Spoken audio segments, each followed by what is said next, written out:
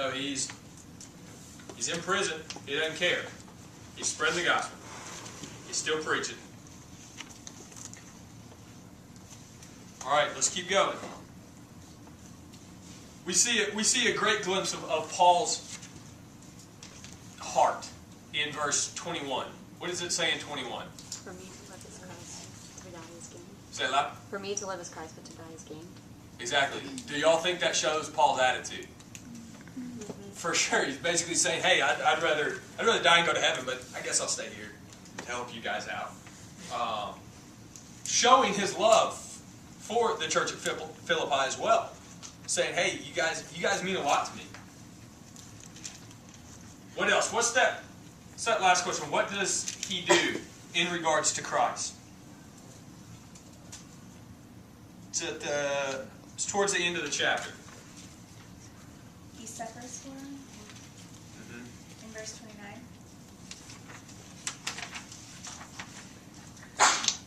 What else?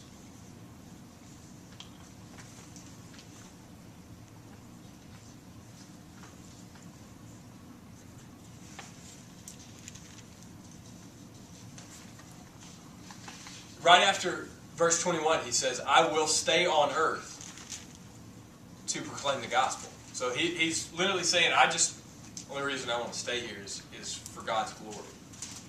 And that's in verse 25, right after he says to live as Christ, to die as gain.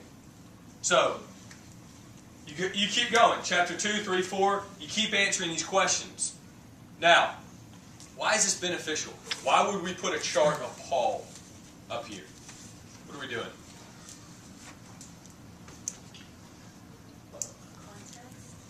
Context. Y'all, we're building a profile of Paul. We're studying this book of the Bible. We're not just reading through it and remembering a few things. We are breaking this book down and figuring out who Paul is at the core of his heart. Alright? But if we're figuring out who Paul is, then we have to figure out who Paul is writing to. So who's he writing to? Where does it say that? The church. Do what? What does it say in verse 1? The saints in Christ Jesus at will. Boom. Saints, overseers, and deacons in Philippi.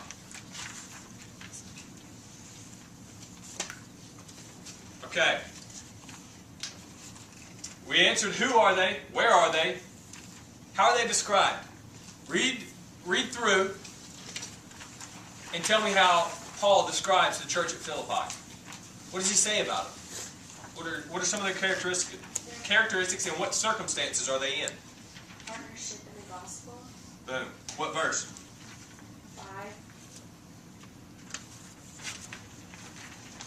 Partners in the gospel. Perfect. What else?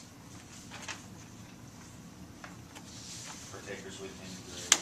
What verse is that? Verse 7. Yep.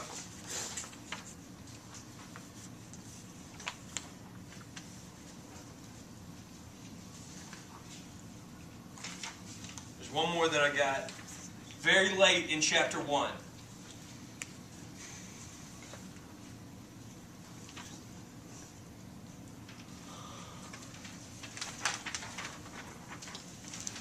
What does 7 say?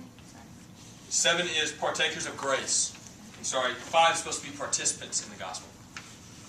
What does it say in verse 29 about him?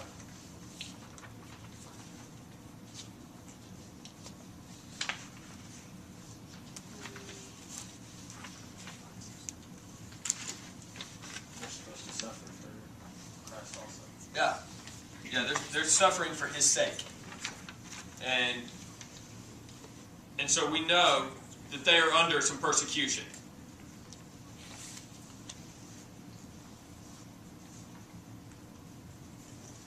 Same concept. We're figuring out about Paul. What's going on? What's going through his head? Why is he writing these things? Well, he's probably writing to the church of Philippi because they're going through some kind of persecution. They're suffering for his grace, or for his sake. So we keep going through 2, 3, and 4. We're going to figure out even more stuff.